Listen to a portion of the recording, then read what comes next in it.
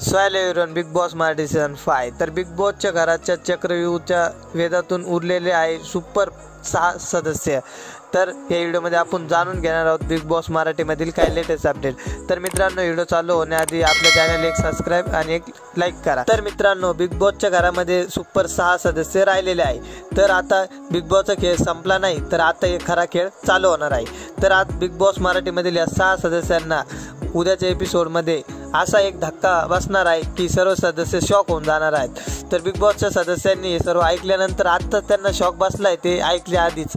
तर बिग बॉसच्या सदस्यांना असं वाटतंय कधी कोणाचा नंबर लागल आणि कोण बाहेर जाईल हे सांगता येत नाही। तर तुम्हाला तर माहितीच आहे, उद्याच्या एपिसोडमध्ये एक सदस्य बाहेर जाणार आहे आणि टोटल सदस्य राहतील फक्त टॉप 5। तर आता असं बोललं जात आहे की डिप्पी दादा किंवा जान्हवी किल्लेकर या दोघांतून एक सदस्य बाहेर जाणार आहे। तर जान्हवी किल्लेकरला डिप्पी दादापेक्षा वोटिंग लाईन कमी आहे आणि डिप्पी दादाला जान्हवी किल्लेकरपेक्षा वोट जास्त आहे।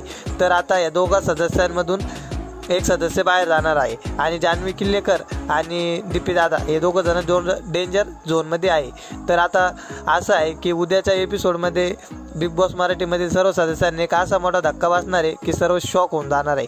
तर आता जान्हवी किल्लेकर किंवा डिप्पी दादा या दोघांतून एक सदस्य बाहेर जाणार आहे।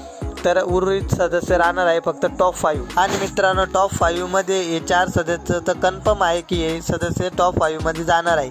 सूरज चव्हाण, निक्की तांबोली, अंकिता वालवणकर आणि अभिजित सावंत हे 4 सदस्य फिक्स टॉप 5 मध्ये जाणार आहे। आणि डिप्पी दादा आणि जान्हवी किल्लेकर या दोघांमधून एक सदस्य बाहेर जाणार आहे आणि तो सदस्य उरला तो या टॉप 5 मध्ये येणार आहे।